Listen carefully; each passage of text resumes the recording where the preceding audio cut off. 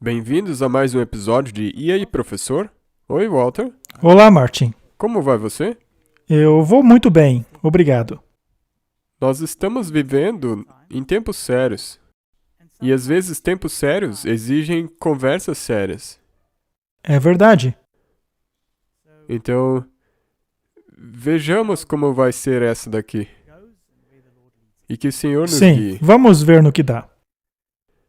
Nosso Pai Celeste, eu desejo entregar essa conversa em Tuas mãos e pedir que o Teu Santo Espírito ilumine nossas mentes e guie esta conversa, nos levando até a verdade. Em nome de Jesus, Amém. amém. O título de hoje é Nada contra a verdade, mas a favor dela. Ou seja, nada do que acontece, ainda que pareça ser o fim do mundo, é capaz de destruir a verdade. É verdade. Pois a verdade está firmada no fundamento que jamais será abalado. Aham. Martin, as cartas não param de chegar. É como se os eventos do último ano trouxeram à tona outras questões. É. As pessoas estavam descontentes com uma questão, e essa questão foi como uma bola de neve, aumentando, aumentando, e agora muitas outras questões se uniram à bola de neve. E a bola de neve se tornou tão grande que algumas pessoas estão achando que não há solução, É. não é? Correto. Agora, uma das razões pelas quais nós estamos falando sobre esse assunto é porque as pessoas nos pedem para falar sobre ele. Algumas delas estão muito, mas muito chateadas a respeito de certas coisas. E não se pode segurar a bola de neve de maneira que ela se atenha apenas a uma questão. Toda essa bola de neve é uma coisa só, não é separada. É como um casamento. Quando ocorre uma discussão, o assunto dificilmente fica apenas naquele primeiro tema. Acho que você entende o que estou falando, não é? Mas todos os outros problemas vêm à tona naquela discussão. É. E como lidar com isso? Muito bem. As pessoas têm feito perguntas. E, como eu disse, algumas estão muito frustradas. Nós, então, procuraremos tratar disso. Em nosso último programa, nós falamos sobre a igreja. Nós vimos que ela é a menina dos olhos de Deus, o único objeto sobre o qual Deus derrama a sua suprema atenção. Já afirmamos inúmeras vezes que acreditamos que esta igreja possui a última mensagem para o mundo.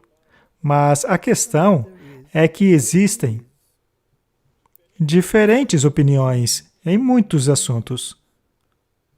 E, como eu disse, muitos desses assuntos se acumularam e tornaram-se uma grande bola de neve. Sim, correto. E talvez isto seja a obra do diabo, mas pode ser que também seja a obra de Deus, pois é desejo de Deus que a sua igreja tenha apenas uma voz. Sim, esse é o principal foco dele. E ao olharmos para o que está ocorrendo no mundo, é difícil acreditar que a igreja terá apenas uma voz. Precisamos então nos perguntar: onde está a igreja? Algumas pessoas procuram categorizar a igreja. Elas então dizem: veja, o problema está naquele nível da igreja. Aquele nível da igreja apostatou. Este outro nível está bem. Mas mesmo neste nível, há diferenças de opinião. Então, algumas pessoas chegam ao ponto de dizer que este nível da liderança apostatou Aham. e que o resto está muito bem, obrigado. É. Nós já falamos sobre isso e deixamos bastante claro que todos os níveis da igreja são o povo de Deus. É importante perceber que foi dessa maneira desde o início. Desde o começo. E também é verdade que, mesmo entre níveis diferentes de liderança, algumas das vozes podem ser mais fortes do que outras vozes. E sempre foi assim ao longo da história. Veja o Sinédrio, por exemplo. Ele condenou e crucificou Jesus. Ele até mesmo envolveu o Estado na crucifixão. Mas será que houve membros do Sinédrio que procuraram mantê-lo no caminho correto por muitas vezes, mas que eventualmente acabaram sendo ignorados e aconteceu o que aconteceu? Mas aconteceu porque era profético. Não importa o quanto eles procurassem segurar as pontas, pois as profecias se cumpririam de qualquer jeito. Mas a questão é, havia gente boa naquele nível? E depois eles não saíram e se uniram à igreja primitiva? Nicodemos não fez isso? José também não saiu? Sim. E muitos outros sacerdotes não fizeram o mesmo? Correto. Portanto, não podemos permitir que o sentimento de querer demonizar um nível específico tome conta de nós. Mas isto quer dizer que aquele nível está fazendo a coisa certa? O Sinédrio fez? Não mesmo. Não, ele não fez. Portanto, precisamos tomar bastante cuidado com aquilo que dizemos. Vamos então fazer um resumo dos principais problemas. Sim, o assunto que tem incomodado as pessoas. Muito bem.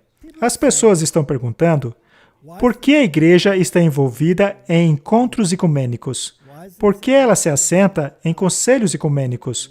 Por que é que há pessoas de nossa denominação se encontrando até mesmo com o papado? E isso em nome da igreja. Por que em alguns círculos de liderança de diferentes países estão se envolvendo em conselhos ecumênicos, se assentando nesses conselhos e fazendo parte dos fóruns de tomadas de decisão desses conselhos? A pergunta é, será que essa é a posição oficial da igreja, ainda que venha dos níveis superiores? Esta é a nossa posição? Não tem como ser. Não é a nossa posição oficial. Existe uma certa estrutura que tem que existir para ser oficial. E mesmo em meio a esse nível da liderança, será que todos estão de acordo com o que está acontecendo? Não, é claro que não. Do contrário, não haveria esta discussão e conflito constantes em relação a esse assunto. Vamos continuar agora abordando as perguntas que nos fazem. As pessoas também perguntam por que apoiamos a igreja com os nossos dízimos, uma vez que ela apoia, por exemplo, esportes de competição e se envolve em esportes de competição. Se ela se envolve com conselhos médicos do mundo, por exemplo, se ela trabalha junto com pessoas que não seguem a nossa mensagem de saúde da maneira como está no espírito de profecia. As pessoas perguntam essas coisas. Perguntam como podemos apoiar uma igreja que aparentemente está dando as mãos à Babilônia. As pessoas perguntam esse tipo de coisa. Por que tantos membros negam o espírito de profecia em relação a esses assuntos? São perguntas legítimas.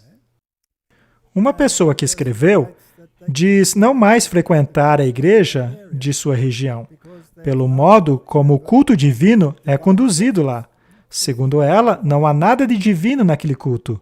Por exemplo, os hinos foram todos substituídos. O culto se parece mais com um show do que um culto divino. Há baterias e diz respeito à reverência por Deus. Todas essas questões. E isso não é um caso isolado, acontece no mundo todo. Correto.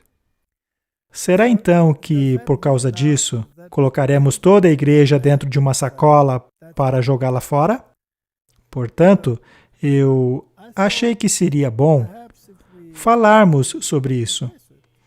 E, quem sabe, pode ajudar se eu compartilhar um pouco da minha própria experiência nesse assunto ao longo dos anos. Há quanto tempo você já está na igreja? 33 anos. Então eu tenho certeza que você tem algumas histórias para contar. Eu tenho muitas histórias. Algumas delas não são boas. Ainda assim, todas elas são importantes, pois elas nos ensinam. No fim das contas, cabe a nós decidir se estas experiências nos tornarão pessoas melhores ou piores. Podemos condenar toda a igreja e sair fora dela. Ou podemos agarrar aquilo que é bom e dizer, assim como Moisés, Senhor, risca o meu nome do livro da vida, mas poupa-os. E sabe, muitas das histórias tiveram uma reviravolta no final. Porque nada é engessado. As coisas são fluídas. A humanidade precisa fazer escolhas. Pode ser que hoje você esteja de um lado do muro, como Paulo, por exemplo. Sim. E no dia seguinte, estar do outro lado. Correto? Quem sou eu para saber se uma pessoa tem jeito ou não? Quem sou eu para saber se Deus já concluiu a obra dele naquela Nós pessoa? não devemos julgar. Há uma dinâmica fluida. E de quem que é essa igreja? É a igreja de Deus. Então, é Ele que é o dono. Muito bem. Mas a questão aqui é que eu entendo o porquê dessas perguntas, e eu já estive lá. Eu, provavelmente, já estive mais envolvido do que as pessoas são capazes de imaginar. Eu tenho verdadeiros volumes de correspondências entre mim e essas pessoas. E é sempre a mesma batalha, de novo, de novo e de novo. Se você permitir que esta luta se torne pessoal, ela vai acabar com você. Eu estou nessa igreja por pouco tempo. E mesmo estando pouco tempo, eu tenho que concordar com o que você disse. Se você levar isso para o lado pessoal, então com certeza você não vai continuar junto. Ela vai acabar com você. Você vai ser destruído, você vai ficar com depressão. É isso mesmo. Você não sobreviverá. Portanto, esta batalha não é nossa. Ela pertence ao Senhor. E não se pode fazer nada contra a verdade. Só se pode fazer algo pela verdade. Até mesmo aquilo que aparenta ser contra a verdade, no final é revertido a favor dela. Vamos iniciar esta conversa com algumas citações do Espírito de Profecia.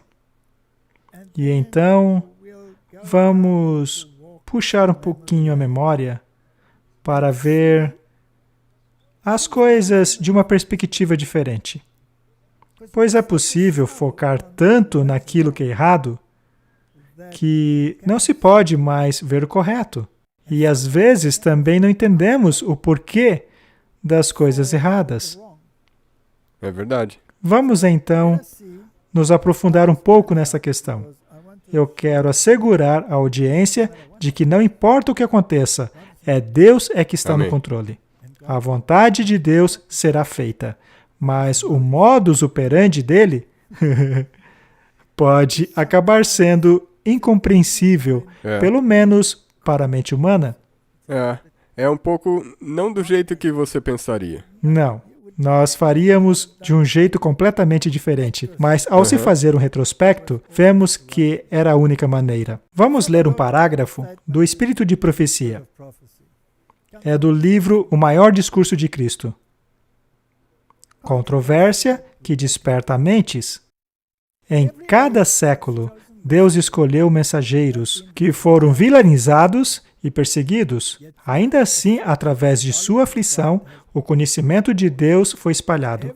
Cada discípulo de Cristo deve se alistar e levar adiante a mesma obra, sabendo que os seus inimigos não podem fazer nada contra a verdade, mas a favor da verdade. É uma bela frase, não? É o intento de Deus que a verdade seja evidenciada e torne-se tema de exame e discussão, ainda que ela seja vista com desprezo. Não dá para explicar melhor que isso. Você não pode. Existe uma esperança durante toda essa sua caminhada. Sim, As mentes das pessoas devem ser agitadas. Cada controvérsia, cada reprovação, cada esforço para restringir a liberdade de consciência é uma forma de Deus despertar as mentes, que, do contrário, poderiam pestanejar. Hoje, muitas pessoas acordaram. Exatamente porque há consternação no mundo, não é verdade? Temos aí o grande recomeço, por exemplo, e que todos sabem que o caminho para onde Ele quer nos levar não é o mesmo do caminho de Deus. Não mesmo. Então, temos todas essas questões aí acontecendo. E vamos dar uma olhada nelas, pois, no fim das contas, precisamos de clareza mental nesta igreja. É como você disse, a gente vai varrer tudo para debaixo do tapete e fingir que não há nada acontecendo? Mas está. Só que talvez isso seja uma maneira de Deus trazer o assunto à discussão. Trazer à tona. E porque eu gosto do que você acabou de dizer. Nós acordamos. Muitos despertaram. Algo aconteceu que fez as pessoas acordarem. E algumas ficaram até mesmo bravas. E talvez já estavam há anos, nem sei quanto tempo, todos esses problemas já estavam acontecendo. Mas agora as pessoas estão acordando. Como você disse, é a maneira de Deus trazer isso à tona. Muito bem, vamos continuar lendo. Este parágrafo também é do espírito de profecia. O estado de corrupção e apostasia nos últimos dias foi apresentado ao profeta João na visão de Babilônia, aquela grande cidade que reina sobre os reis da terra. Apocalipse 17, 18. Antes de sua destruição, deve ser dado o chamado celestial que diz: saia dela, povo meu, para não participarem de seus pecados, para não receberem de suas pragas. Assim como foi nos dias de Noé e Ló, não deve haver acordo entre Deus e o mundo. Não devemos voltar para trás a fim de assegurar tesouros terrenos. O povo está sonhando com paz e prosperidade. As multidões clamam paz e segurança, enquanto o céu está declarando destruição sobre os transgressores. Na noite anterior à sua destruição, as cidades da planície se tumultuaram em prazer, ridicularizando os alertas do mensageiro de Deus. Mas naquela mesma noite, a porta da misericórdia foi para sempre fechada para os descuidados habitantes de Sodoma. Deus não será zombado para sempre. Veja isto aqui em cima, Martin. Saia dela, povo meu, para não tomarem parte de seus pecados e para não receberdes de suas pragas.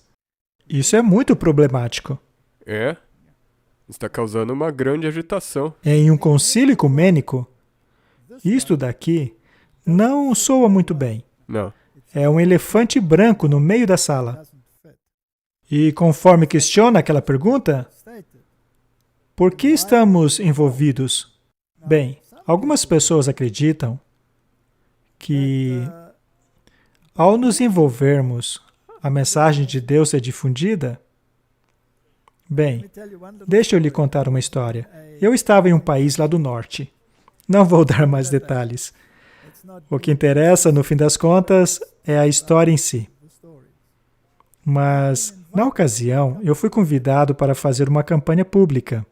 Mas antes da campanha começar, eles me pediram, por favor, para que eu não falasse nada contra os laticínios. Afinal, essa era a principal comida daquele lugar. Eles também me pediram para não dizer nada a respeito do papado, ou da Babilônia, ou de sair dela, pois eles tinham um relacionamento muito bom com esta outra organização. Eu então disse a eles que não havia razão para uma campanha pública, pois afinal, o que é que diríamos para as pessoas? Que existe um problema e que as pessoas precisam sair desse problema. E eles então providenciaram um encontro com a liderança. E os líderes me disseram que eles estavam em um grupo de conselho com todas as outras igrejas com as quais eles tinham excelentes relacionamentos e que, portanto, eu não deveria dizer nada sobre essa questão. Martin, afinal, quais são as 3 mensagens Não dá angélicas. para ignorar ela. Então não podemos dizer quem é a besta, o que é a sua marca, o que é a Babilônia. Como dizer isso sem dizer? É. Eu então perguntei há quanto tempo eles tinham esse bom relacionamento e responderam por 17 anos. 17 anos? E quantas pessoas das outras igrejas se converteram para a nossa? Para a verdade? Nenhuma, disseram eles. E eu respondi, desculpa, mas a estratégia de vocês não está funcionando. É claro que eles não aceitaram isso muito bem. Mas, no fim da história, eu acabei fazendo a campanha. Eu fiz uns ajustes aqui e ali, mas tivemos batismos. Então, esta é uma questão muito delicada. Ela depende do sentimento das pessoas. Agora, tendo eu mesmo saído de Babilônia, como você sabe, foi difícil para mim entender que eles queriam justamente ter um bom relacionamento com Babilônia. Quantas perguntas você recebe sobre isso agora? Temos muitas perguntas em relação a As isso. pessoas que saem da Babilônia agora não conseguem Pois é. entender porque nós não estamos falando. Aham. Bem, eu cheguei à conclusão de que muitas pessoas que não conseguem entender a diferença entre a Babilônia e a Igreja de Deus têm a tendência de se envolver com o ecumenismo na tentativa de alcançar as pessoas assim. Vou contar mais 2 histórias da minha vida. Certa vez, eu fui convidado para evangelizar em um certo país. Um país bastante católico. Aham. Eu fui convidado pela Igreja Adventista do Sétimo Dia para fazer campanhas de evangelização. Na verdade, várias campanhas na região. Só que nem todo mundo ficou feliz com a ideia de eu estar fazendo campanhas por lá. Afinal, quando eu falo, eu digo a verdade, o que para algumas pessoas era um problema. Quando cheguei a este país, a cortina de ferro tinha acabado de cair. Todas as propriedades naquele país haviam sido confiscadas. Sim. Mas, após a queda da cortina de ferro, o Estado devolveu as propriedades. Mas algumas delas, por exemplo, igrejas, não existiam mais. Então, eles devolveram um prédio semelhante. E a liderança desse país específico havia recebido um prédio de apartamentos, com vários andares e vários escritórios e coisas assim. A igreja acontecia ali. E nos primeiros dias, eu fui hospedado ali. Foi uma experiência muito estranha, pois a ideia é que eu me locomovesse para o interior, a fim de fazer as campanhas. Mas, enquanto eu estava lá, me colocaram num quarto, no piso superior. E o pastor encarregado deste prédio, que, aliás, era um pastor de alto escalão naquela região, fez perguntas a respeito da minha alimentação, pois ele tinha ouvido falar que eu era vegetariano estrito. E isto o deixou doido da vida. Ele disse para mim que ele não sabia o que fazer comigo. E não daria certo se eu fosse comer com ele. Afinal, a esposa dele não sabia cozinhar dessa maneira. Eu disse, pastor, veja, é muito fácil. Dê-me apenas coisas simples, como a batata, por exemplo. Não se estresse por causa de mim. Coloque uma batata ali no meu prato. Eu vou estar feliz. Não se preocupe comigo. Está tudo bem. Mas ele balançava a cabeça, horrorizado, pelo fato de alguém poder viver desta maneira. E aconteceu que eu acabei não comendo nada naquele dia. Eu esperei pacientemente. A neve tinha mais de 1 metro de altura. Eu olhei para fora, pela janela, e não via nada. a não ser uma pequena fumaça saindo de uma pequena vila lá longe, talvez uns 3 quilômetros, mas o meu prédio era basicamente isolado. É? Mas então aquele pastor voltou e disse: eu não sei o que fazer com você, eu não sei o que dar para você comer. Ele então pôs a mão no bolso e tirou um rolinho e jogou na minha mesa. Tirou do bolso um rolinho e jogou na minha mesa. E foi isso aí. Tá bom. Ele não sabia o que fazer. Ele então chegou no segundo dia, trazendo 2 bolinhos. Cada um era do tamanho de uma azeitona. Pareciam 2 olhos. E eu disse: tudo bem. Eu então peguei os 2 bolinhos, que aliás couberam em uma garfada só, e comi. E eu estava fazendo as palestras. E é interessante que eu fazia as palestras de saúde. E a cada noite, o pastor estava lá, na primeira fileira. E ele era um homem grande. E o interessante é que após ele me apresentar e sentar na cadeira, ele dormia em segundos. E eu estava com muita fome, pois até lá eu não tinha comido praticamente nada. Então, finalmente, a consciência dele bateu e ele disse: olha, eu vou te levar para um restaurante. Eu fiquei muito feliz e lá fomos nós para o restaurante. Mas ele me levou para um restaurante de frutos do mar. E ele disse à garçonete: este homem aqui só come plantas. E ela me perguntou: o que o senhor come? E eu disse: qualquer coisa, batata, arroz, alface. Não se preocupa, só me traga essas coisas. Já o pastor pediu frutos do mar. Então o meu prato chegou. Era um prato enfeitado, digamos assim.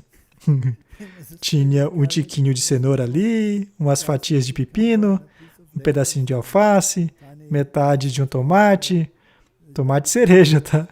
O prato até era bonito, mas não tinha nada de substância ali. O meu estômago rugia como um leão. Para o pastor, chegou uma porção de arroz, e eu tenho que admitir que eu cobicei aquele arroz. Mas no prato do pastor tinha todo tipo de fruto do mar. E ele era da igreja? Sim, ele era o pastor da União. Uhum. Eu então olhei para ele e me perguntei: ele vai comer isso? No prato dele tinha lula, tinha camarão. Naquele prato tinha tudo o que não deveria ter. Algumas coisas eram até ok. Só que ele comeu tudo, sem hesitar. Foi aí que eu entendi que aquele pobre homem não tinha a menor noção da mensagem de saúde. Ele não tinha a menor noção de carne pura e impura. Como eu deveria esperar, então, que ele entendesse de onde eu vim? É. Nós éramos de planetas diferentes. Mas, enfim, naquela noite eu decidi que daria uma palestra sobre comidas puras e impuras. Mas é claro que não serviu para muita coisa, pois ele dormiu logo depois da introdução. Ele não ouviu nada. Mas aí algo aconteceu. Isso já faz vários anos. Foi após a queda da cortina de ferro.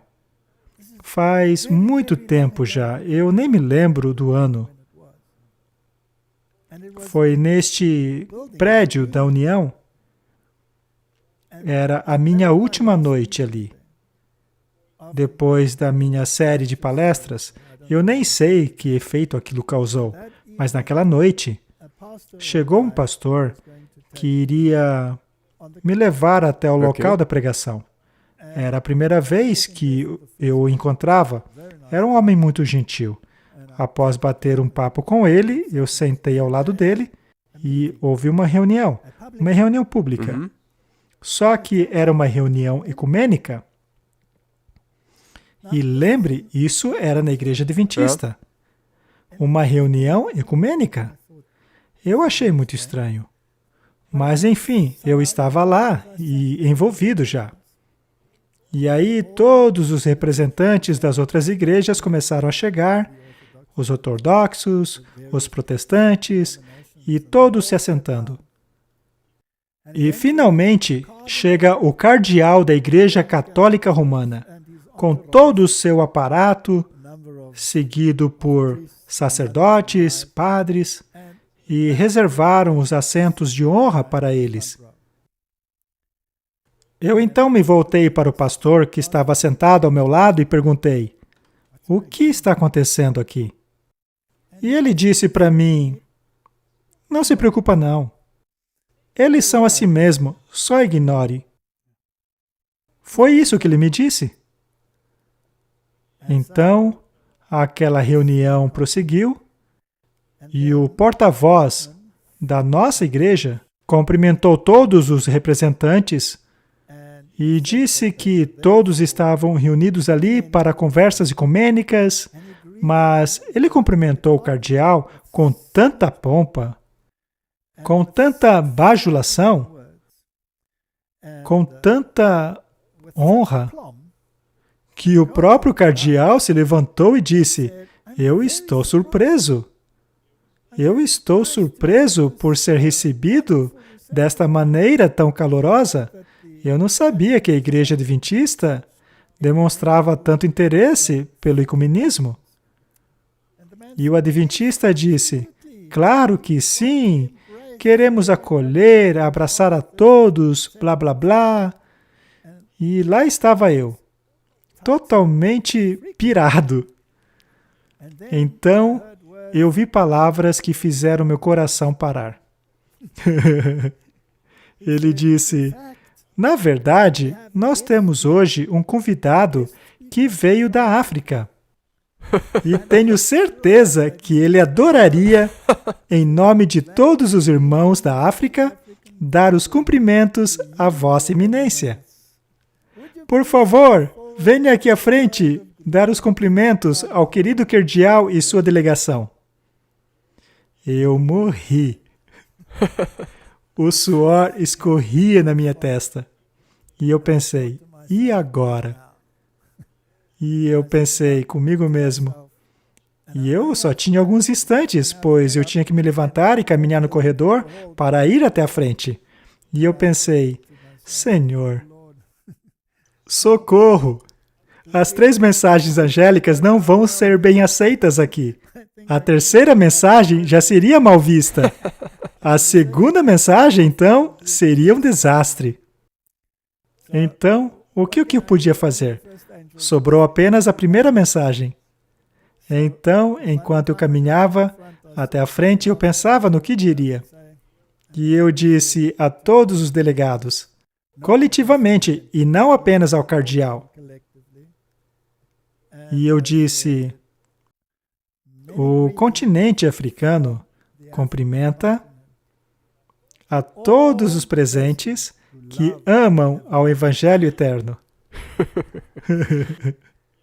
Que aqueles que amam o Evangelho eterno possam encontrar a união neste Evangelho. Sejam bem-vindos em nome da África. E então eu me sentei. Enfim, foi um cumprimento genérico. Com certeza. Ele estava em harmonia com o que eu acreditava e também não o negava. E você passou a primeira mensagem angélica. O cumprimento conteve uma pequena parte. porção da primeira mensagem angélica. Nós então saímos dali e seguimos viagem para a minha campanha de evangelismo. O pastor me levou com ele. Mas que contraste! Foi como dia e noite. As comunidades daquele período, logo após a queda da cortina de ferro, eram muito pobres. Quando chegamos a estes lugares, a hospitalidade, a maneira como eles nos tratavam, a comida que nos deram, eles eram vegetarianos. eram tão gentis e unidos por um laço em comum. Foi uma experiência maravilhosa. Eu encontrei todas essas pessoas e percebi que há uma desconexão entre aquilo que acontece na linha de frente e o que acontece em outros círculos. Este foi um caso extremo. E isso te deu uma base para futuros episódios que aconteceriam com você. Exato. E veja, eu não conhecia o restante da liderança. Apenas aquele pastor que era líder e aquele segundo pastor, que foram os que falaram comigo. De resto, eu conversei com as comunidades e os pastores de campo e vi que estes estavam de acordo com a verdade. Todos acreditavam na Bíblia e no espírito de profecia. Tudo bem, pode ser que eles não tivessem conhecimento de tudo, mas eles amavam tanto a mensagem que aquilo me deu muita coragem. Então, esta é apenas uma das histórias que tem a ver com o concílio ecumênico. Nós daremos mais exemplos daqui a pouco. E começou com a mensagem de saúde, que deveria ser universal dentro da igreja. Sim, mas você consegue entender que se você vem de um desses históricos, você não compreende todos os detalhes. Mas será que Deus os condena a todos porque não entendem algumas coisas? Não. Claro que não. Ele só te considera responsável por aquilo que você teve luz e rejeitou. E você a rejeita. Agora, em relação aos países de primeiro mundo, a coisa muda de figura, pois os países de primeiro mundo deveriam estar informados. E há mais de 30 anos atrás, quando eu comecei a palestrar, eu fui ao continente europeu. E veja, há 30 anos atrás, a maioria dos membros da igreja estavam em harmonia em relação à verdade, mas quando se tratava de alguns líderes e até mesmo nossas universidades, a história era diferente. Veja, nem todo mundo estava em desarmonia, mas muitos estavam. Uma de minhas primeiras experiências ocorreu em uma de nossas universidades na Europa, e eu vou dizer sim o país, foi na Alemanha. E em nossa própria universidade, eu fui fortemente atacado por me opor à teoria da evolução. Na verdade, enquanto eu palestrava em uma de nossas universidades, a maioria dos estudantes deixaram as salas dizendo: nós não vamos ouvir algo ridículo como essa história da criação. Ora, mas esta não era uma crença fundamental de nossa igreja? É a primeira das mensagens angélicas. E veja, eu mesmo deixei o mundo da evolução. Então, eu fiquei horrorizado de ver pessoas em nossas escolas agirem assim. Mas eu continuei a palestrar e alguns se sentaram e ouviram. Tudo bem. Mas não era uma experiência fácil. Bem, mas a questão é que eles trabalhavam para a igreja. E a igreja, em sua maioria, acredita na mesma coisa. Deveriam saber que para ser um adventista do sétimo dia é necessário se acreditar na criação, nos 6 dias literais da criação. Acontece que este não era o caso de alguns da liderança. Então, de novo, nós temos aqui essa noção de que a posição oficial da igreja é a criação em 6 dias literais. Sim. Mas mesmo assim, haviam alguns, mesmo na liderança da igreja, que não estavam aderindo a isso. Correto? Ao olhar para minha própria experiência, quais foram as questões que levantaram os maiores problemas? Número 1, a Terra Jovem. Terra Jovem e criacionismo. As pessoas não tinham problemas, por assim dizer, com o criacionismo, mas elas tinham um grande problema em relação ao mecanismo da criação. Muitos deles não acreditavam nos 6 dias literais da criação. Outro assunto que levantava grande oposição é que eu falava sobre o vegetarianismo. Vegetarianismo estrito. O que para eles era um absurdo, pois todos faziam uso de laticínios. Este assunto criava grandes problemas.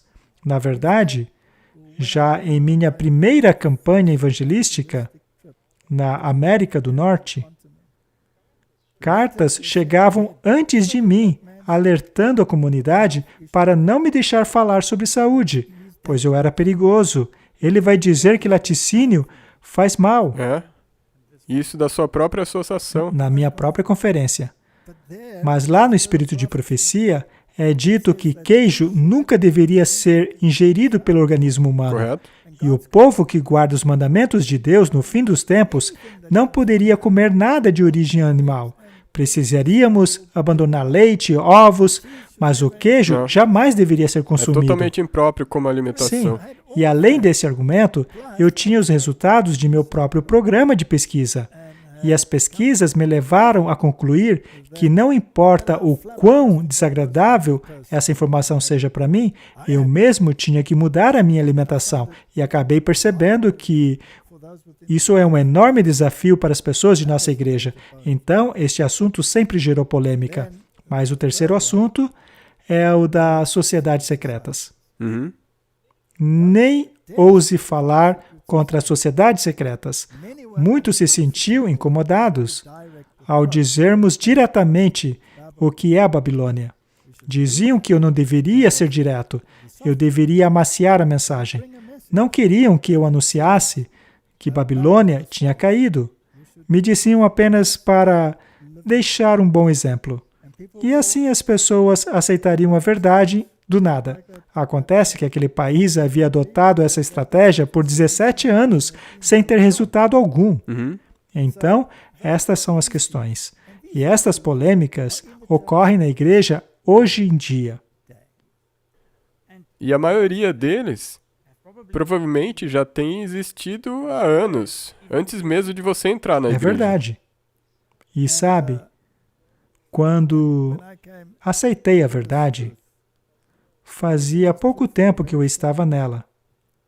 Quando houve aquele milagre em que a universidade que eu trabalhava estava sob ataque de tumulto e foi fechado por 6 semanas, o que me permitiu frequentar um instituto de geociência na Califórnia e ter entrado em contato com pessoas de Deus que criam na Semana da Criação de 6 dias. Então nós fomos para essa viagem de campo e pudemos visitar vários sítios geológicos. E a visão, a claridade que essas pessoas tinham, a fé delas, causou grande impacto em mim. Mas nem todos pensam como eles, mesmo dentro da mesma instituição acadêmica. Eu então comecei a perceber que havia uma grande guerra, não apenas fora, mas dentro da igreja. Então, alguns anos depois, eu fui aos encontros de fé e ciência.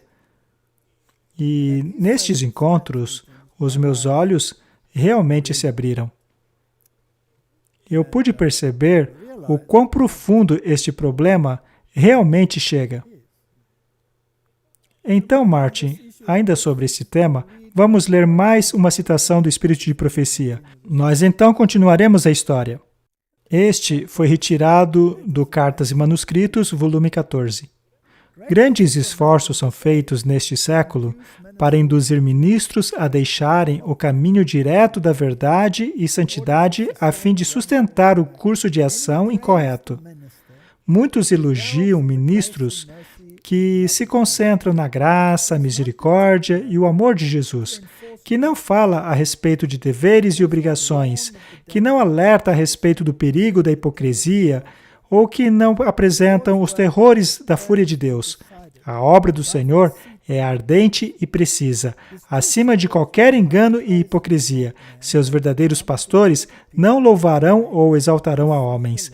Eles se dirigirão ao povo com o assim diz o Senhor, o Santo de Israel, e pregarão a sua mensagem, querem as pessoas aceitem ou não. Se os homens desprezarem a palavra de Deus e confiarem na opressão, na hipocrisia e mundanismo, eles devem declarar a este a reprovação de Deus, para que, se possível, possam arrepender-se.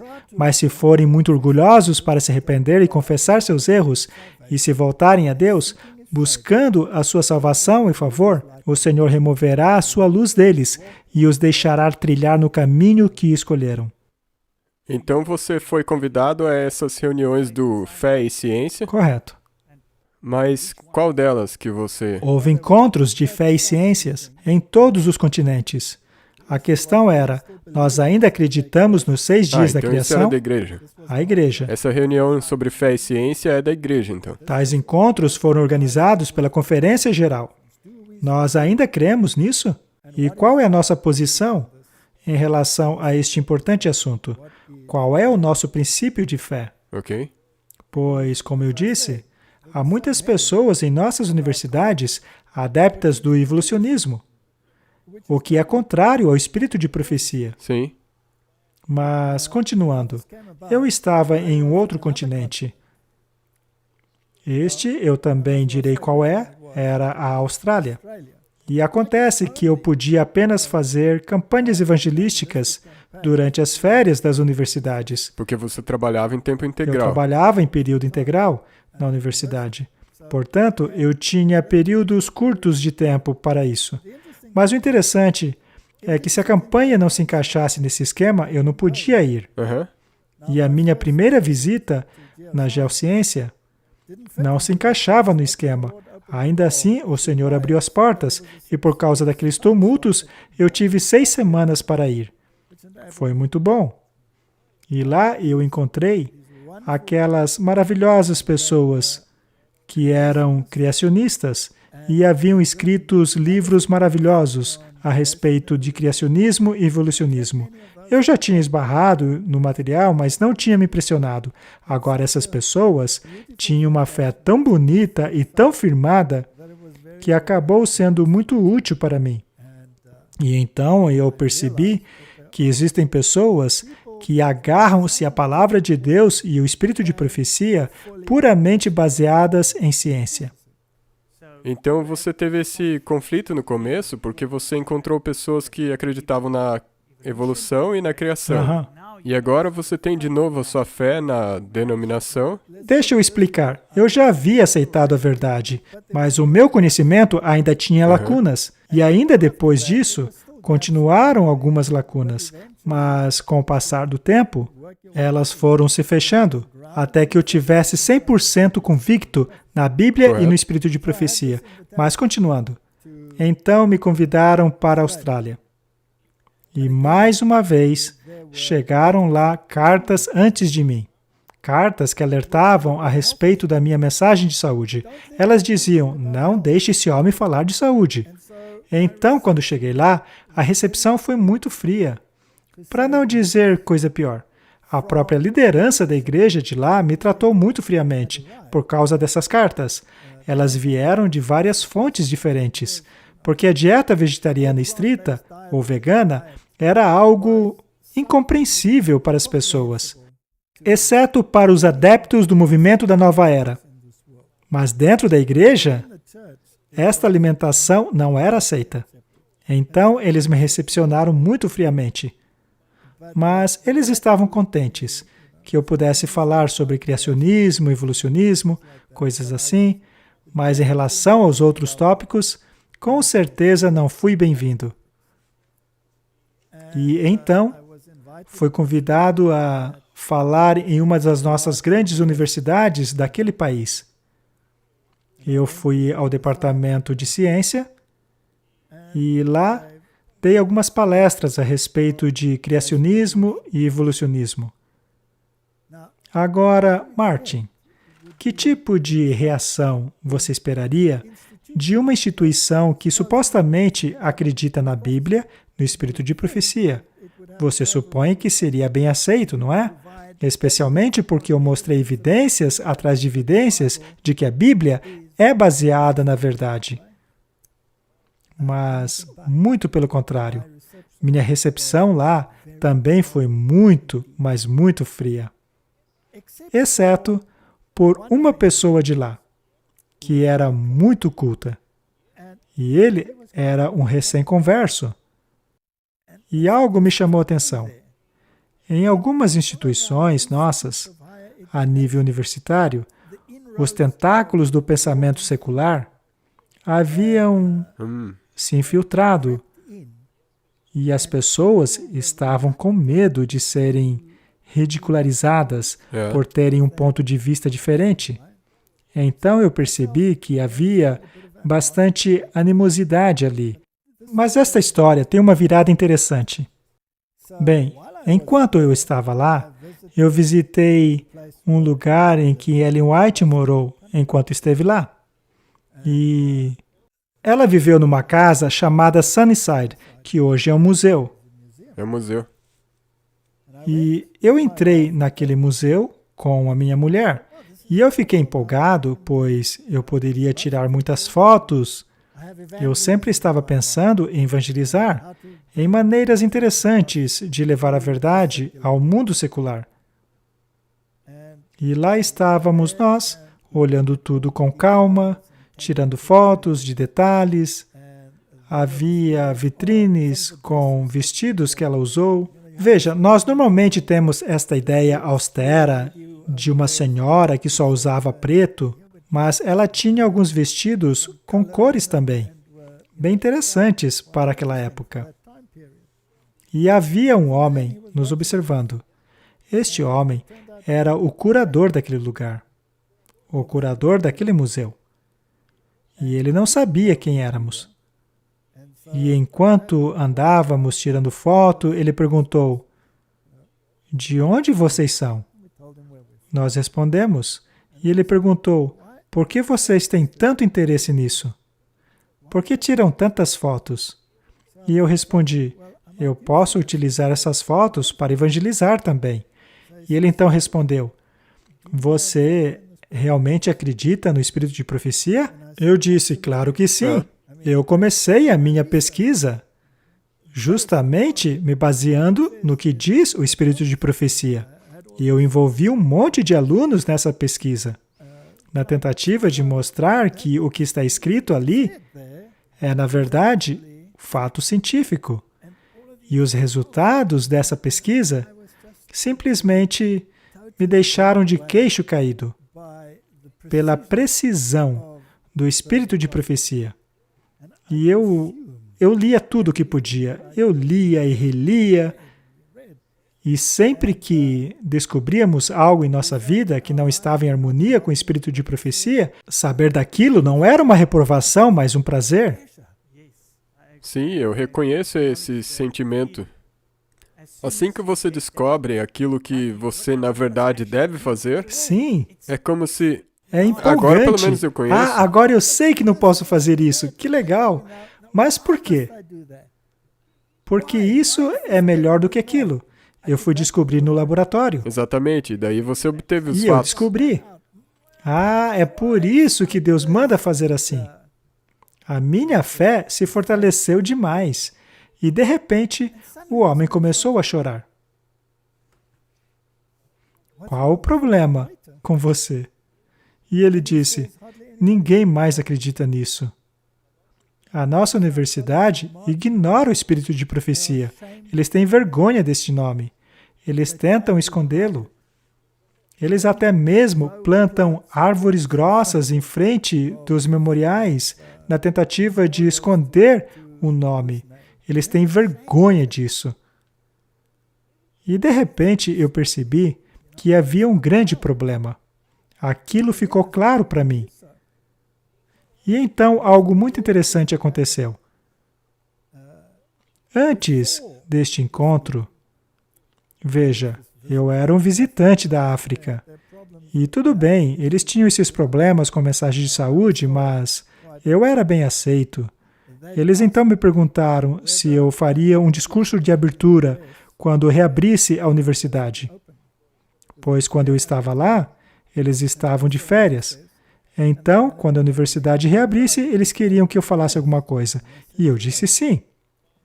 Mas depois dos encontros com departamentos de ciência, os ventos mudaram. O calor deles simplesmente congelou. E eu precisei lidar com essa situação. Mas o meu problema não era com o povo. As minhas campanhas com o povo iam muito bem. E os pastores de campo também eram muito bons. Mas o clima com a instituição em si se tornou muito fria. Então, um dia eu recebi um telefonema e a pessoa diz: veja, algo aconteceu e você não precisa mais fazer o discurso. Uma das figuras de liderança do local fará esta palavra: o seu serviço não são mais necessários. E eu disse: tudo bem. Eu meio que imaginei já por quê, mas enfim. Chegou o dia o qual ocorreria esta abertura. Era a noite anterior, e no meio da noite, o telefone toca, lá no hotel onde eu estava. E a pessoa do outro lado do telefone perguntou se eu era tal e tal, e eu disse sim, sou o Walter Veit. E a pessoa disse: sabe, houve um imprevisto e a pessoa que faria a abertura não poderá ir por causa de um luto em sua família. Você ainda pode fazer? E eu nem lembro que hora eram, acho que eram 2 da manhã. E eu disse: claro, se você puder me levar até lá, eu faço sim. E a pessoa disse: tudo bem. Então eu acho que é uma questão de a mão esquerda não saber o que a direita faz.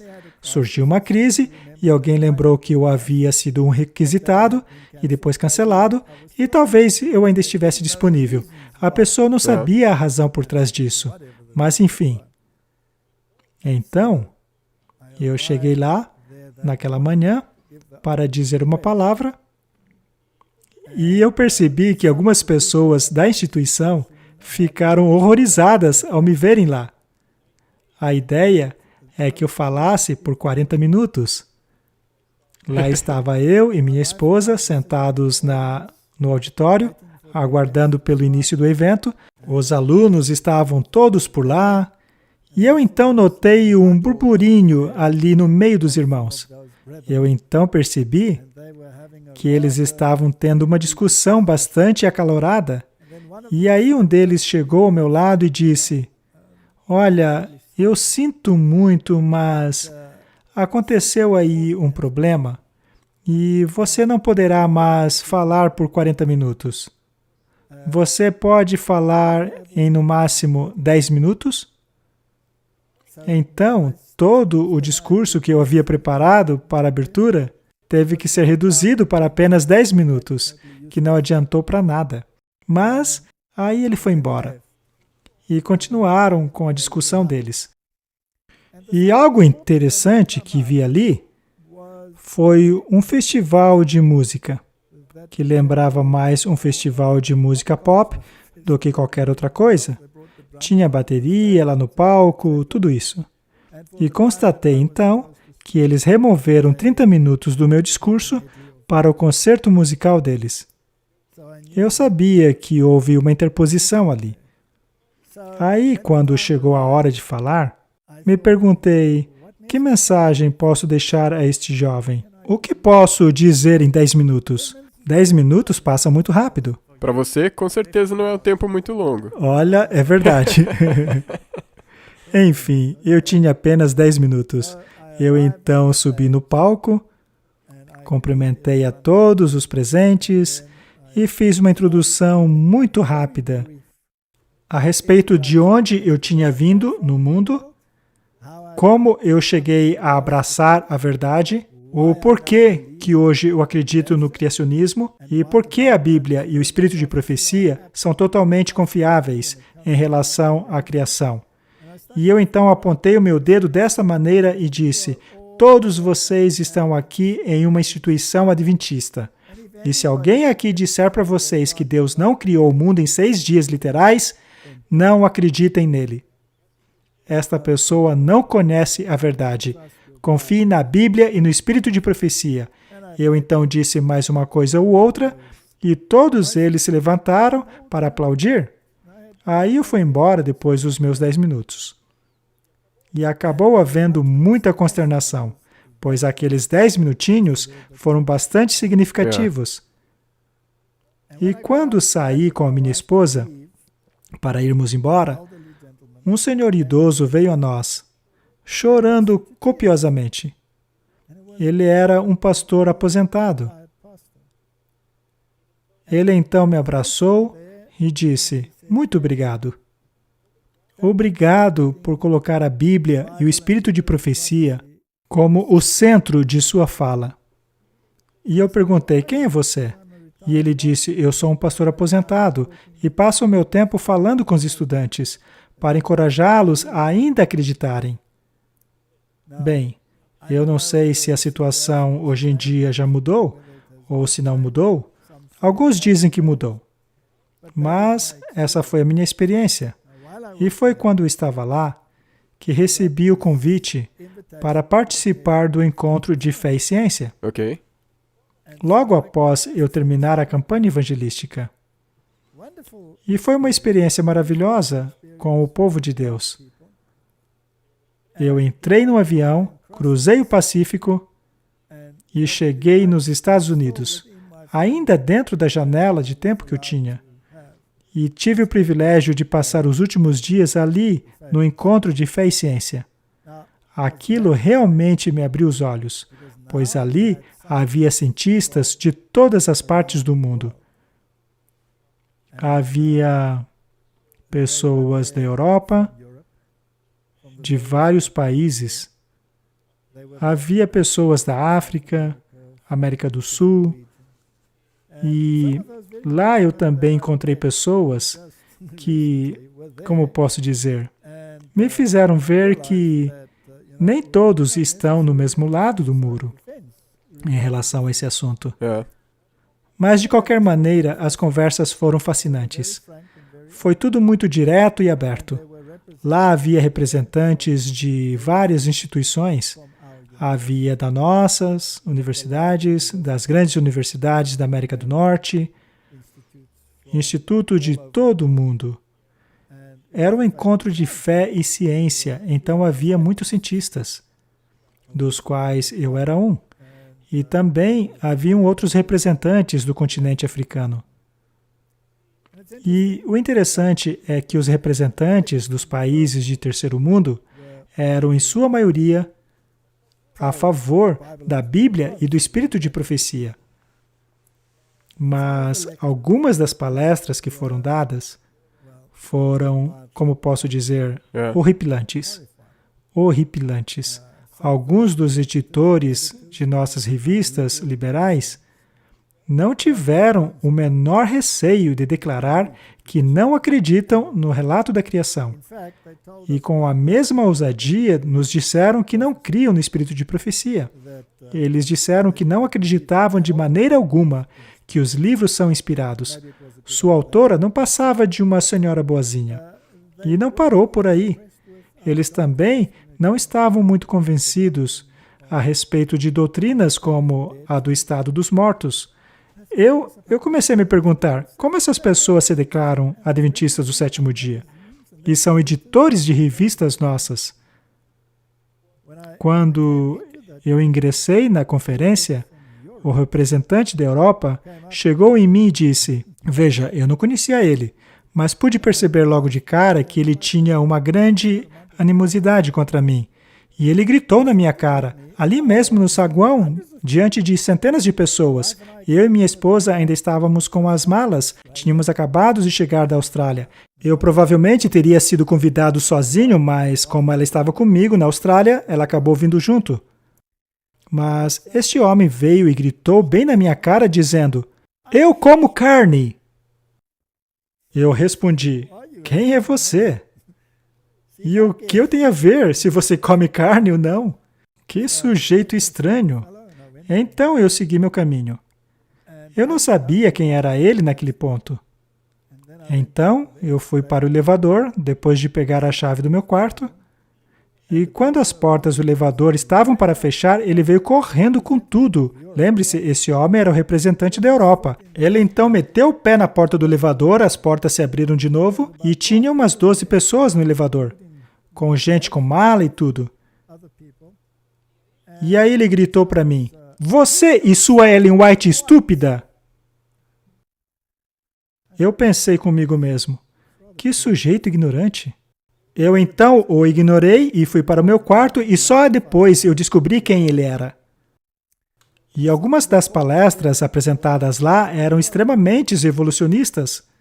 O reitor da Madison, que é uma das nossas grandes universidades, fez uma palestra que não apenas era pró-evolucionista, como também era totalmente panteísta.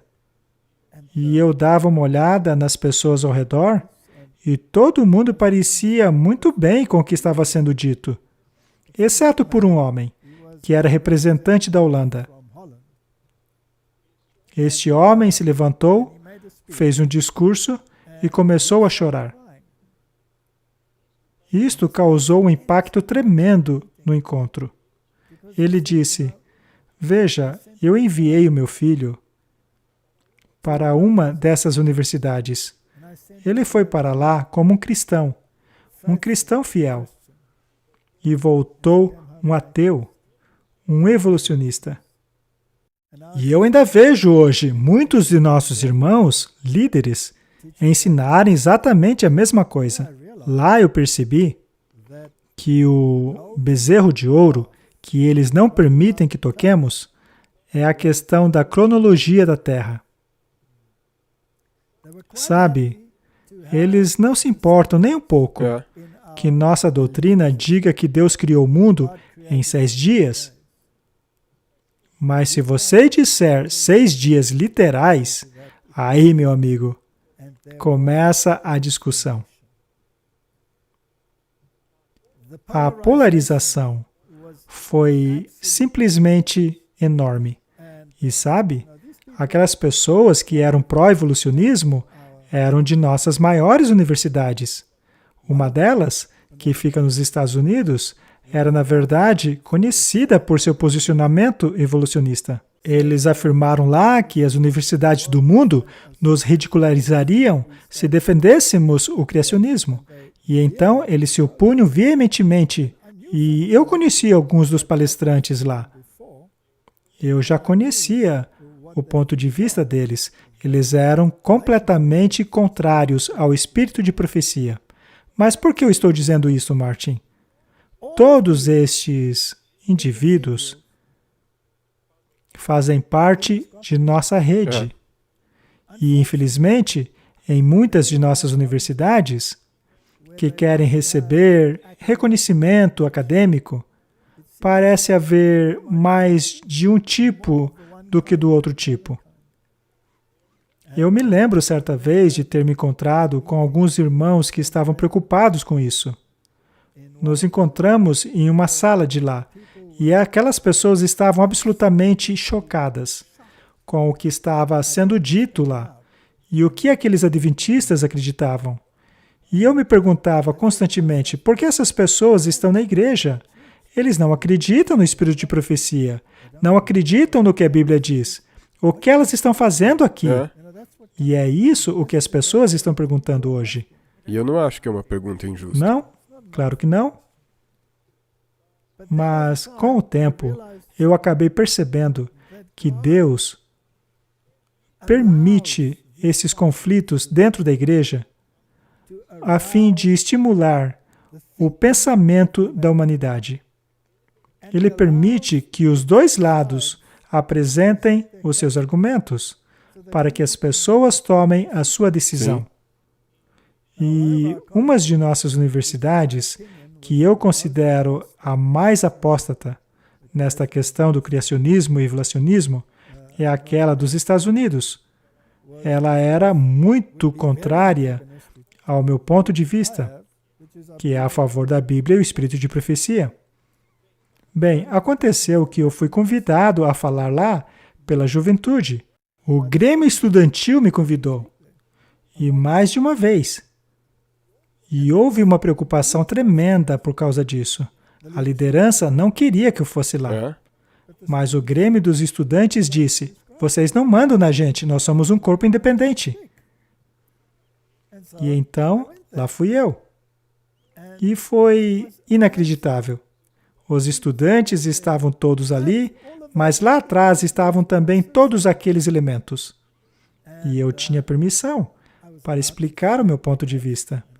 E eu defendi o criacionismo, fiz um apelo bem forte para o Grêmio Estudantil para acreditarem no que a Bíblia diz e não permitirem serem doutrinados a crerem que a Bíblia é somente um conto de fadas. E Martin, você deveria ver como aqueles elementos reagiram. Eles instigaram os estudantes a fazerem certas perguntas para mim, perguntas que você não esperaria virem nem do mundo secular. Eram perguntas tão antagônicas ao evangélico, aliás, contrárias ao próprio Senhor Jesus. E eu fiquei completamente horrorizado. E pensei, se este é o tipo de sentimento que essa instituição está ensinando a vocês, se é isso que estão recebendo dela, saiam daqui. Não venham para cá.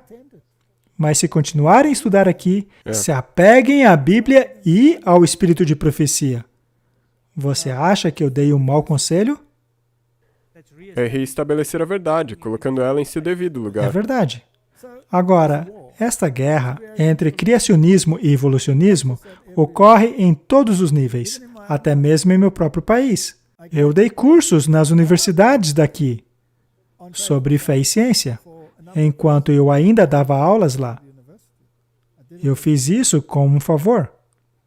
Mas quando passei a não dar mais conta do meu trabalho na universidade, outros me substituíram e voltaram a ensinar o evolucionismo.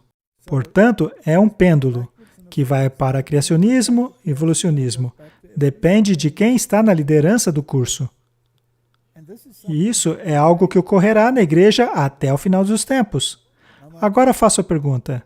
Será então que eu vou deixar a igreja porque existem pessoas nela que lutam contra a doutrina da criação? Você ainda está aqui. Apesar destes, ainda há milhares que acreditam. Sabe, eu costumo ir a uma universidade nos Estados Unidos que possui um instituto em que todos acreditam na mesma coisa, inclusive eu. Nós somos verdadeiros irmãos e irmãs, todos na mesma sintonia. Porém, basta ir à próxima sessão para se estar em terreno inimigo. Como você ousa falar sobre criacionismo? Você está envergonhando o nosso nome. As outras universidades vão nos ridicularizar. Me desculpa, mas vocês defendem alguns milhares de anos? Isto sim é ridículo. Se vocês procuram a aprovação do mundo, então comecem a acreditar em bilhões de anos. Vocês ficam no meio das duas coisas. Enfim, e qual foi a decisão final lá do encontro de fé e ciência? Nossa igreja acredita nos 6 dias literais da criação. Literais. E posteriormente, houve uma nova votação. Houve uma outra votação. Ela ocorreu em uma outra reunião, com delegados de várias partes do mundo. Foi uma votação com cartões de cores diferentes, para sim e para não. Existem vídeos desta votação, você pode assistir.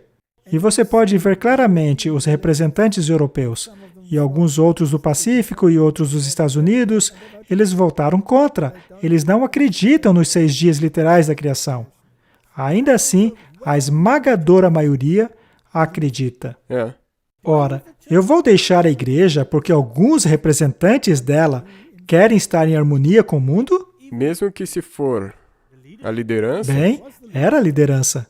Era uma grande proporção da liderança. Não saia da igreja. Muito bem. E o que fazer nessa situação? Sim, é isso que muitas pessoas querem saber. Esta é a pergunta, não é?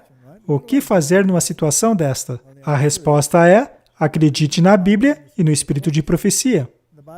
A Bíblia e o espírito de profecia me dizem que a Igreja de Deus tem uma mensagem final para a última geração deste mundo. O primeiro anjo diz: adorai a Deus e dá-lhe glória. Não dê glória à sopa primordial que a humanidade e os evolucionistas tanto exaltam. Então, é uma questão de escolha.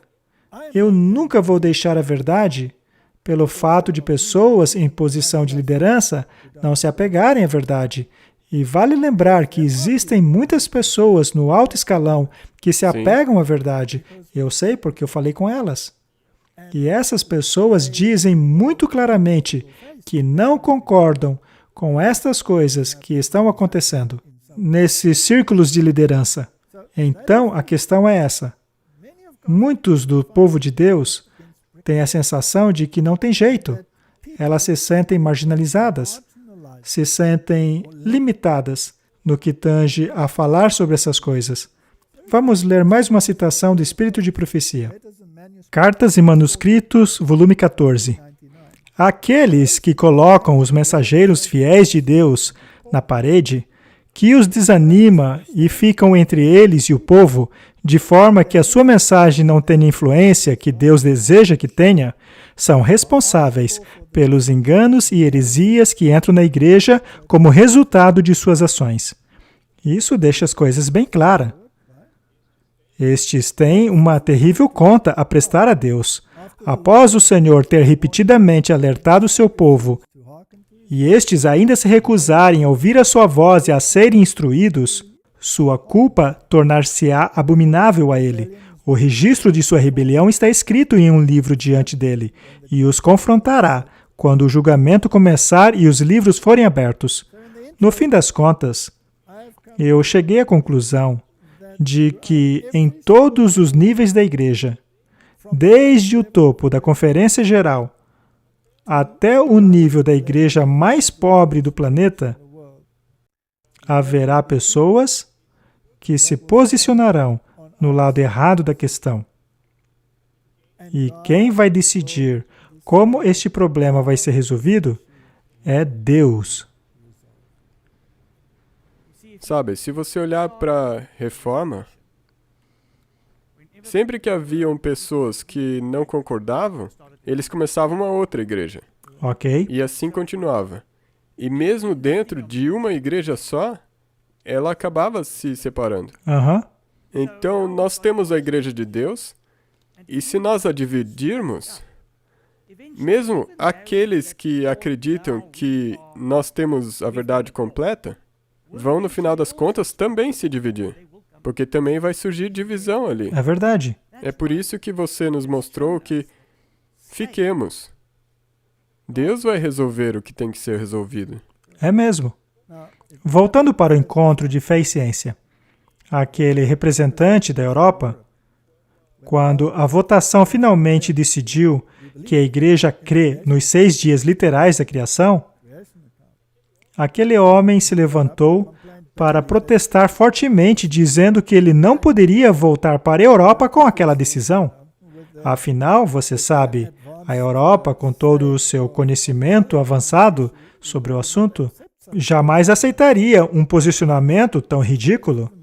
Mas o que também é interessante é que aqueles representantes que supostamente deveriam representar a nossa igreja na Europa estavam apenas representando a si mesmos, já que a maioria ali discordou do que eles estavam defendendo.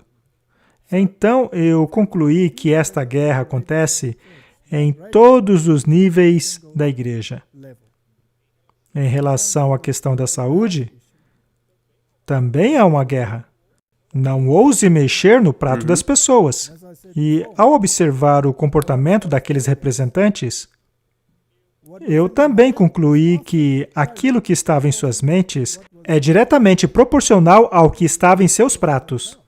Pois estávamos todos no mesmo hotel e era possível ver o que as pessoas pegavam para comer. Veja, não é que eu estava julgando as pessoas pelo que havia no prato delas, mas não deixa de ser um fator intrigante.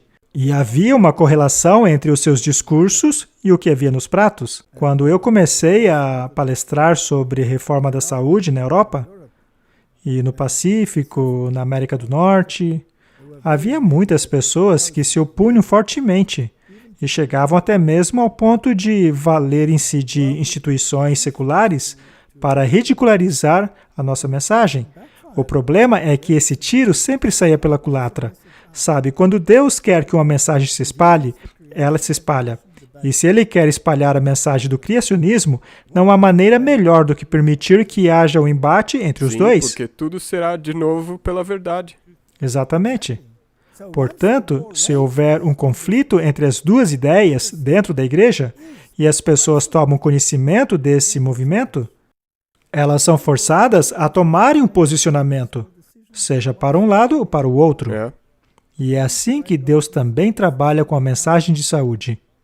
Mas alguns dizem, vocês estão dividindo a igreja assim. Não, não é verdade. Estamos apenas provendo informações para que as pessoas possam tomar uma decisão e conforme as decisões forem sendo tomadas, é natural que esses dois posicionamentos contrários sejam evidenciados. Sim. E foi o próprio Jesus que disse que o Evangelho é uma espada que divide até a medula, ao tornar evidente o posicionamento de cada um. Isso, na verdade, é levar adiante a causa de Deus. Não se pode fazer nada contra a causa de Deus. No fim das contas, tudo será revertido a favor dela. Agora, alguns acabam levando o debate para o lado pessoal. Sim, na maioria das vezes. E é a mesma coisa por aí fora, no mundo. Sim.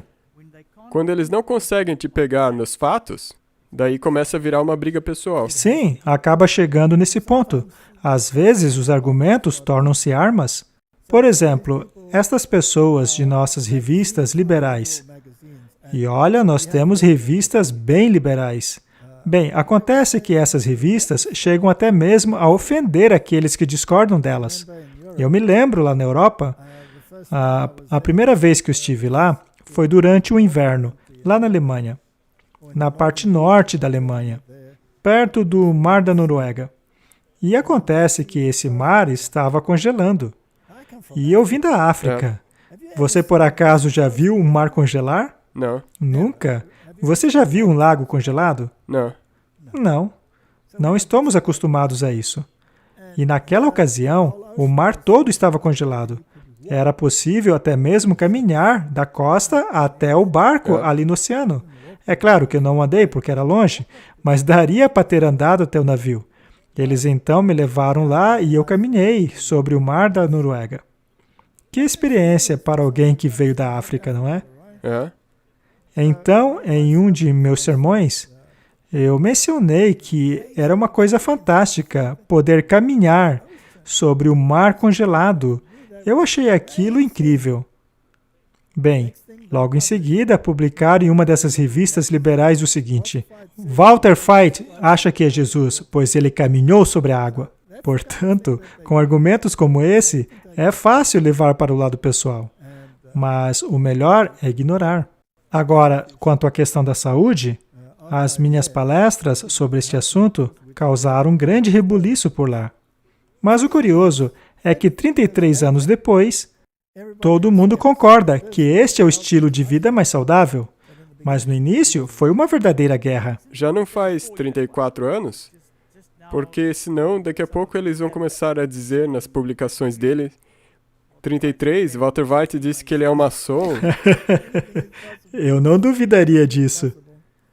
Mas, continuando, eu cheguei de volta à África e descobri que uma dessas revistas tinha publicado que eu tinha ficado muito doente pelo fato de ter adotado esse estilo de vida. Disseram que a dieta estritamente vegetariana tinha acabado comigo. E aconteceu que esses artigos tornaram-se cada vez mais sensacionalistas e finalmente chegaram ao ponto de publicar o seguinte: Walter Veit diz ao mundo, por favor, ignore o que eu disse. Eu estou muito doente por causa do estilo de vida que preguei. E aí começaram a espalhar a notícia que eu havia morrido. Então recebemos ligações lá da Europa. Minha esposa atendeu o telefone e a pessoa disse: eu sinto muito de saber que o seu marido morreu. Como é que aconteceu? E minha esposa disse: o quê? E a pessoa disse: não, é que porque ele renunciou o estilo de vida dele, porque isso tinha deixado ele muito doente. E minha esposa disse: espera um pouquinho. Então eu atendi o telefone e disse: olá, tudo bem? Posso ajudar? E a pessoa não acreditava que era eu. E então eu disse: olha, eu estou muito bem, obrigado. E ainda no mesmo estilo de vida, eu não tenho a menor intenção de abandoná-lo. Seja lá quem escreveu esse artigo, ou é muito mal informado, ou é traiçoeiro mesmo. Então, foram esses tipos de coisa que aconteceram. Então, será que eu vou abandonar a igreja de Deus porque uma pessoa ficou doida e escreveu essas coisas? Não, É claro que não. com certeza não. Porque isso é uma coisa simplesmente para tentar tirar você dos É trilhos. isso mesmo. Vamos ler esta citação de Cartas e Manuscritos, volume 2. Satanás tem operado através de vários canais para concluir a sua obra má. Deus permitirá que homens de limitada experiências em todos os aspectos venham para dentro. Homens que não sabem o que é caminhar pela fé. Homens que não têm o espírito de abnegação e sacrifício.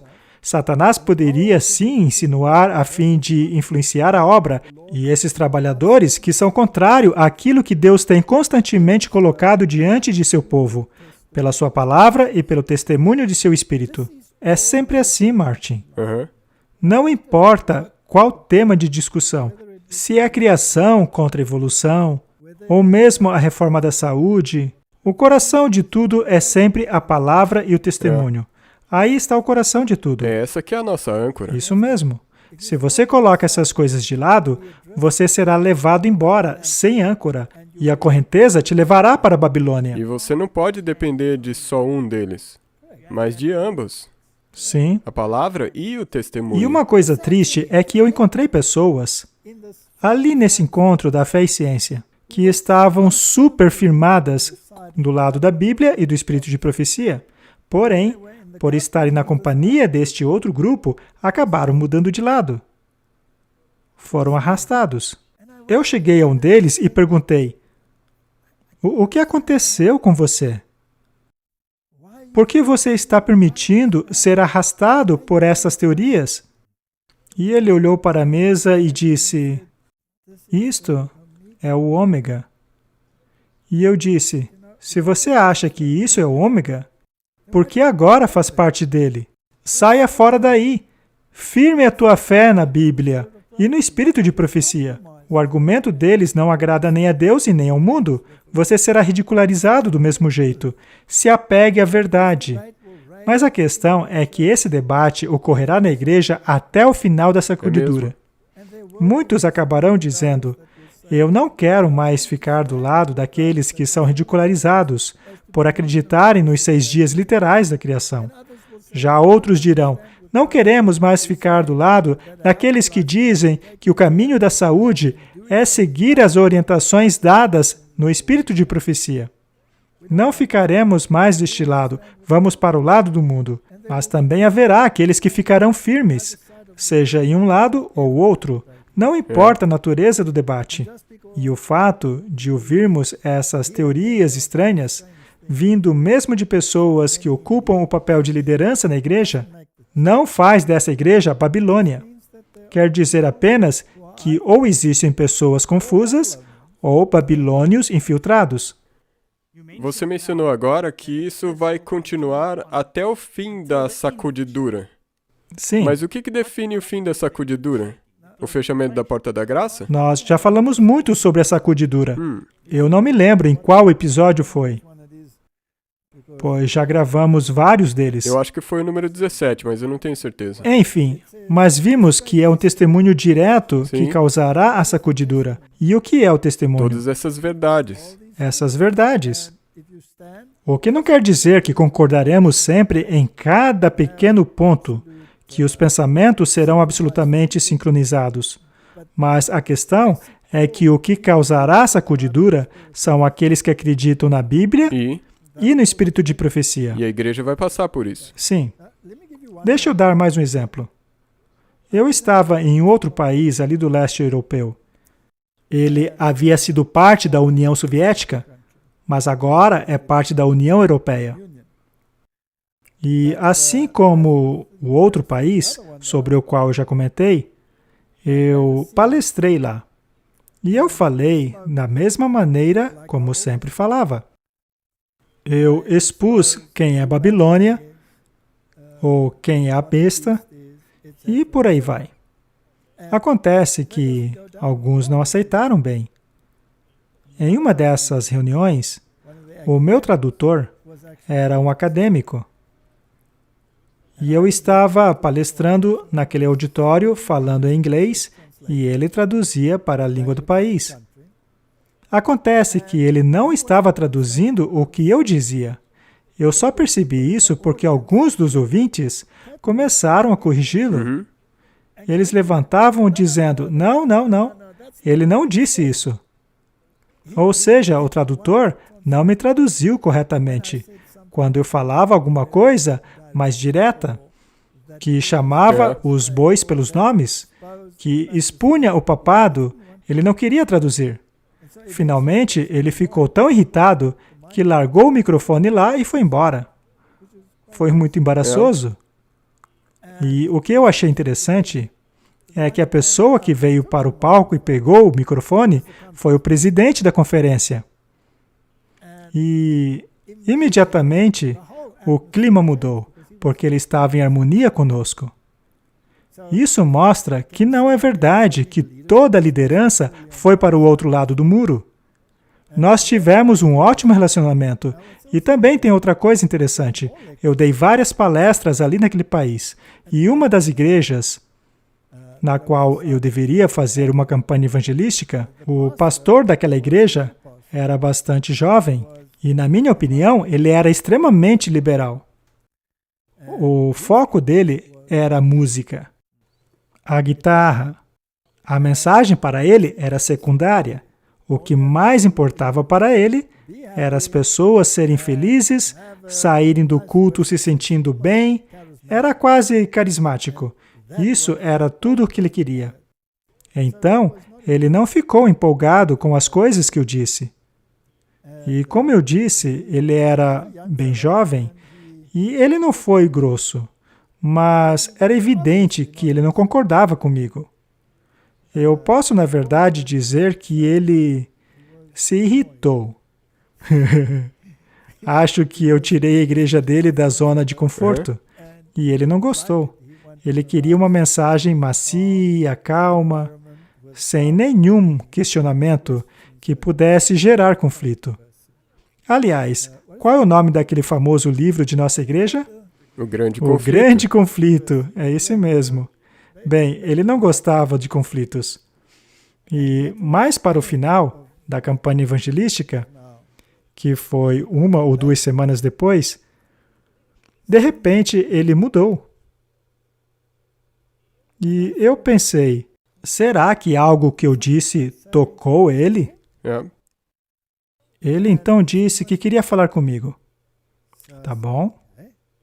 Então, depois que as pessoas foram embora, ele se sentou ao meu lado e começou a falar. E sabe, eu queria poder dizer que foi algo que eu disse que mudou ele, mas a verdade é que não foi.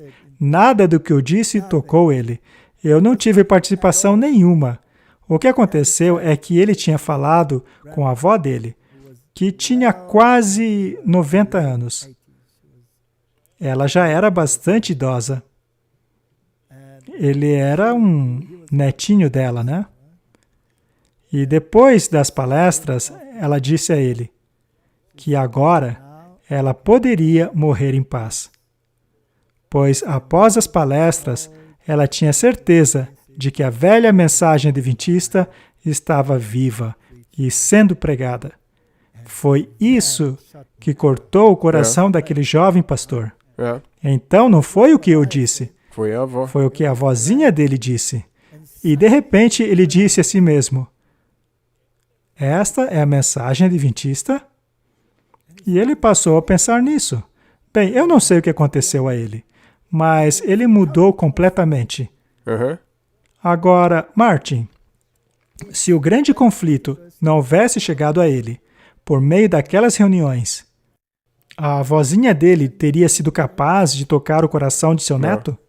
E o fato dele não mostrar interesse no início poderia ter me desanimado, não é? Correto, você poderia ter desistido. Sim, e algumas pessoas acabam desistindo quando encontram oposição.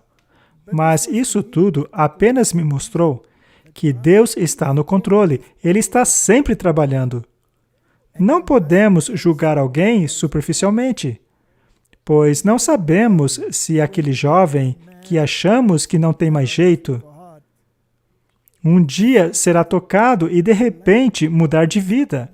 Veja, por exemplo, a experiência de Paulo. É isso que as pessoas de nossa igreja precisam entender. Precisamos entender que há um conflito, que há grandes razões para haver debate e divisão. E haverá, sim, um desenvolvimento decisivo de lados dentro da igreja. A sacudidura será uma dolorosa experiência. Não vai ser só o mar de rosas pelo qual nós vamos passar. Pois é, Deus nunca disse que essa vida seria um mar de rosas.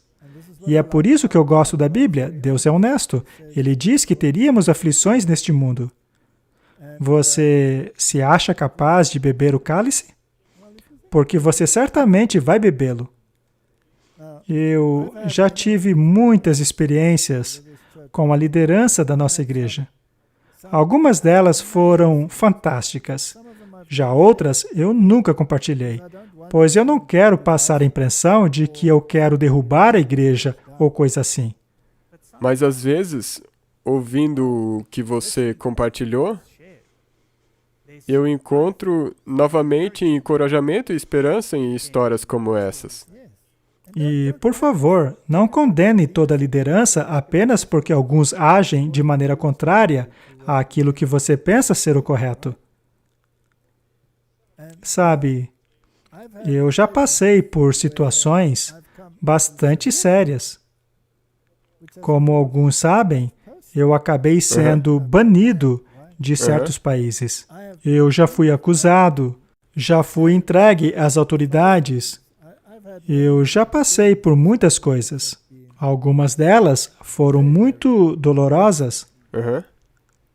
Mas o que importa é qual foi o resultado dessas situações. Será que tudo isso foi apenas um ataque à minha pessoa?